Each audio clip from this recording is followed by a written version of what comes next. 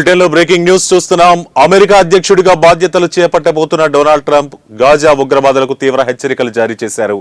తాను అధ్యక్ష బాధ్యతలు స్వీకరించే నాటికి బందీలను విడిచిపెట్టాలని, లేదంటే తీవ్ర పరిణామాలు ఎదుర్కోవాల్సి ఉంటుందని హెచ్చరించారు. ఇక ఇజ్రాయెల్ హమాస్ మధ్య 14 నెలల క్రితం ప్రారంభమైన యుద్ధం నేటికి కొనసాగుతోంది. ఇక హమాస్ చెరలో ఉన్న బందీలను విడిపించే ఒప్పందాన్ని చేయడంలో బైడెన్ ప్రభుత్వం విఫలమైంది. ఈ నేపథ్యంలో ట్రంప్ తాజాగా ఈ హెచ్చరికలు జారీ చేశారు.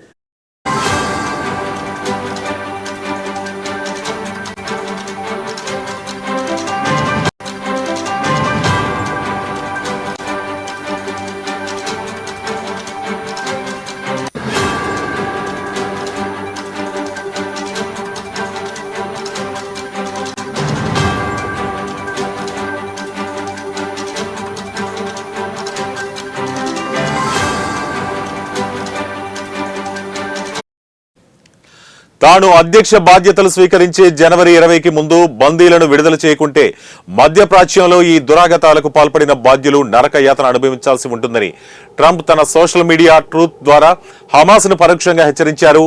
బందీలను విడుదల చేయకుంటే చరిత్రలో ఇప్పటి వరకు చూడని పరిణామాలు ఎదుర్కోవాల్సి ఉంటుందని, కాబట్టి వెంటనే వారిని విడుదల చేయాలని సూచించారు.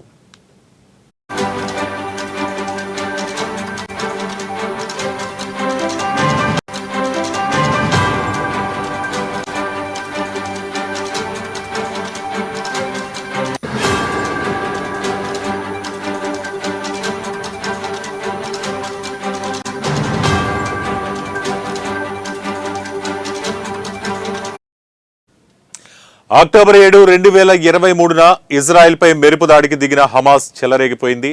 ఇజ్రాయెల్ భూభాగంపై హమాస్ మిలిటెంట్లు జరిపిన దాడిలో 1208 మంది తమ ప్రాణాలు కోల్పోయారు. ఈ సందర్భంగా 251 మందిని బందీలుగా పట్టుకున్నారు.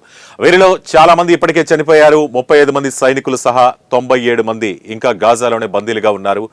హమాస్ దాడికి ప్రతీకారంగా ఇజ్రాయెల్ జరుపుతున్న పోరులో గాజాలో ఇప్పటి వరకు 44,429 మంది మరణించినట్లు ఐక్యరాజ్య సమితి పేర్కొంది.